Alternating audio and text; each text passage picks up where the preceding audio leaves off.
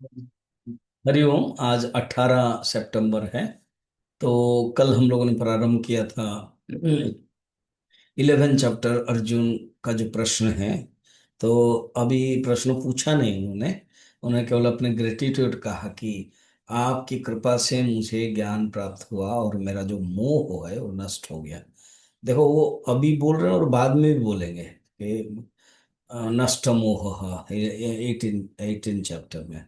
अभी उनके ज्ञान हो गया है, इसलिए कह रहे हैं मुझे अच्छा लग रहा है।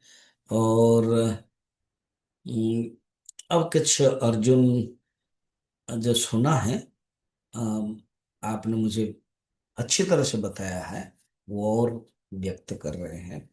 क्योंकि 1 से लेकर के 6 अध्याय तक त्वम पद शोधन, जीवात्मा के बारे में, और 7वें से लेकर अभी तक लगभग 12 तक चलेगा।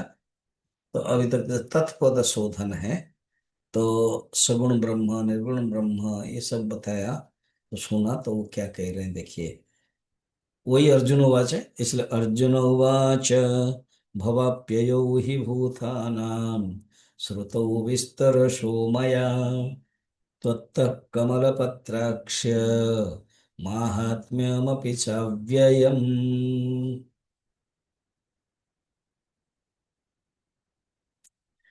हे कमल पत्राक्ष, आप इतने सुंदर हैं, आपके जो आंखें हैं कमल पत्र जैसा है।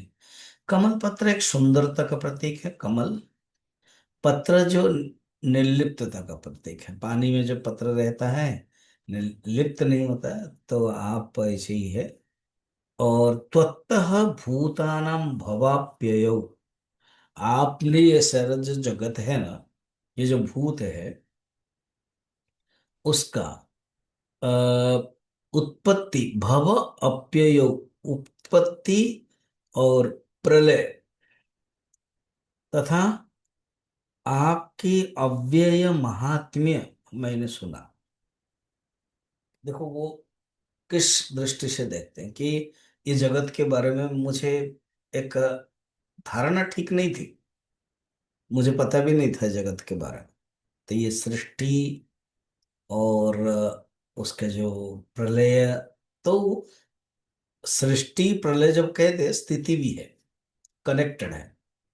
तो आप ही सृष्टि करता हो, आप ही स्थिति करता हो, आप ही प्रलय करता हो, ये मुझे पता चला।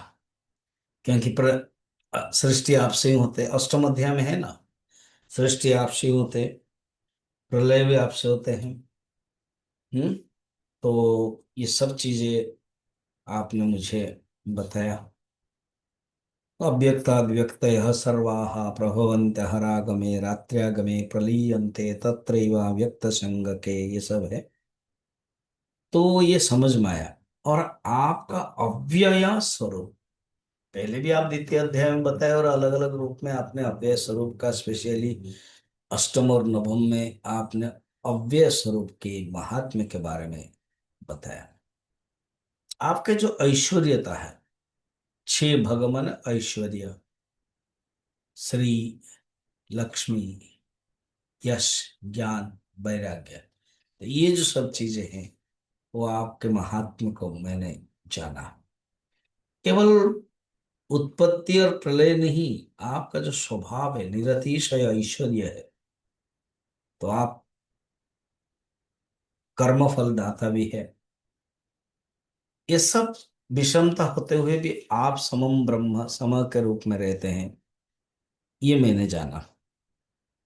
अव्यक्तम व्यक्तिमापन्ने आपने सतम सप्तम अध्याय में 24 नंबर श्लोक में भी कहा था। फिर आपने नवम अध्याय के 4 नंबर में मया ततमिदम सर्वम कहा है। फिर नवम अध्याय के 9 नंबर श्लोक है, न माम तानि कर्माणि न च निबध्नति, ये भी बताया। फिर नवम अध्याय के 29 में समोहम सर्वभूतेषु, ये बताया। तो ये भगवान आपने सुंदर आपके अव्यय स्वरूप के बारे में बताया, इसलिए मुझे अच्छा लगा। इसलिए मैं कुछ समझ पा रहा हूँ, ये बता रहा हूँ। हम्म, अब क्या कहेंगे, और भी बता रहे हैं, उनके जो भाव है ना वो प्रकट हो रहा है, जो हम लोग फिर कल देखेंगे।